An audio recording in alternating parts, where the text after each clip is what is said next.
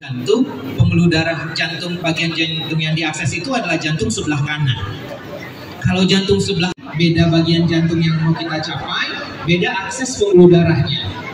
Kalau yang tadi aku jelaskan, itu terutama untuk sakit jantung penyempitan. Tindakan kelistrikan jantung itu mau di Medan, mau di Malaysia, mau di Kutub Utara, mau di Amerika, semua di... Ibu boleh namanya siapa dulu ya Bu ya? Perkenalkan nama saya Mama Gideon. Saya ingin bertanya kepada dokter soal kateterisasi ini bagi saya tuh masih baru. Tangan yang kujelaskan tadi itu yang diakses adalah jantung sebelah kiri. Itu adalah mengakses jantung, no. Jantung bagian mana yang kita akses? Pembuluh darahnya jantung.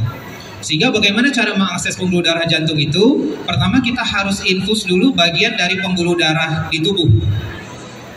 Yang biasanya kita kerjakan, kita akan infus di pembuluh darah paha.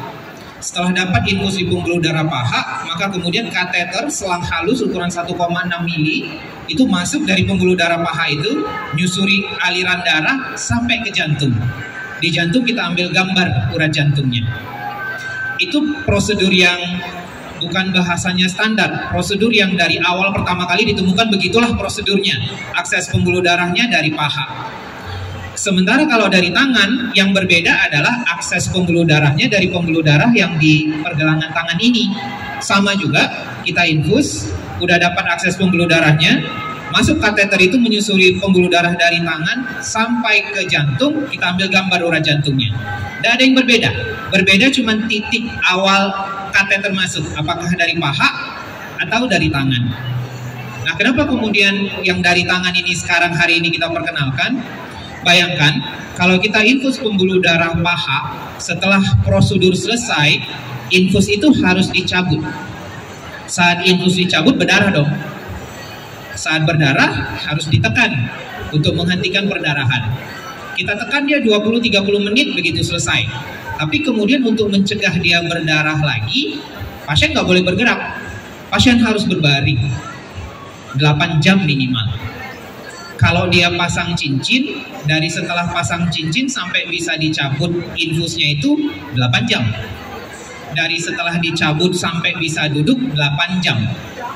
16 jam ya? Lebih kurang akan 1 malaman pasien hanya boleh berbaring setelah proses kateterisasi dari paha. Kalau dari tangan, beda. Karena nggak melibatkan anggota gerak bawah, tangan itu gampang dipencet.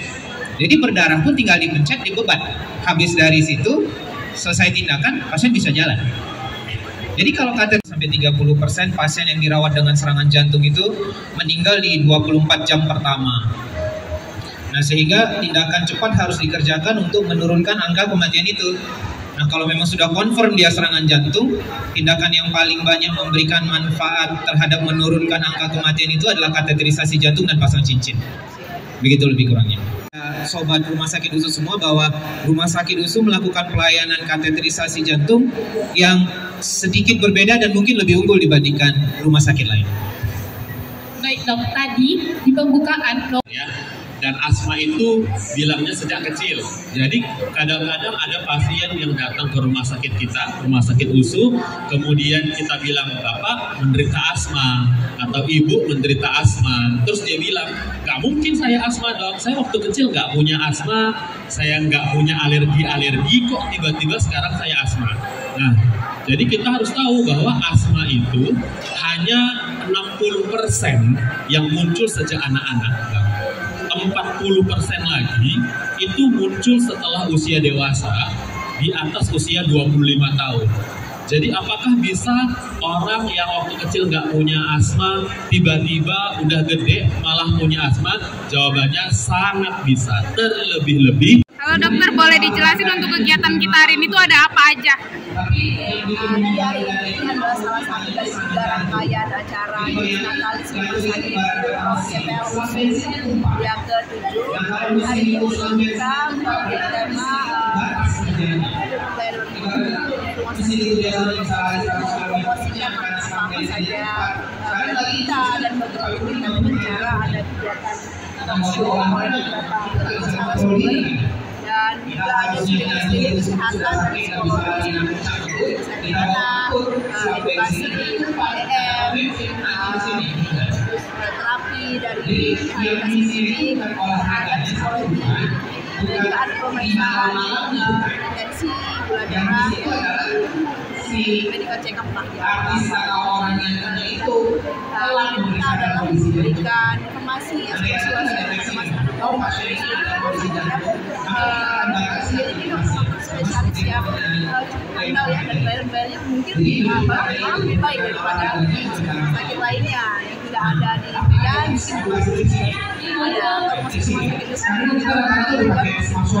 yang melayani dan juga yang mengatakan bahwa strategi cara mencukupi gratis operasi yang minimal operasi dan jumlah besar sehingga pasien bisa lebih cepat sembuh ya. Kemudian caranya langsung dia operasi fisio yang biasa penyembuhannya dan bisa beraktivitas. Oke, untuk visi-misi kedepannya nih untuk Rumah Sakit USU di Disnatalis ini ada apa? Intinya buat USU menjadi rumah sakit ya, teknologinya berkembang, jadi rumah sakit dipercaya masyarakat Sumatera Utara, khususnya Kota Medan, bahwa Rumah Sakit USU ini membangun sehingga bukan hanya rumah sakit USU yang memang kita mencetak dokter-dokter di sini, juga rumah sakit yang bisa memiliki spesialis yang tidak kalah unggul dengan dokter lain.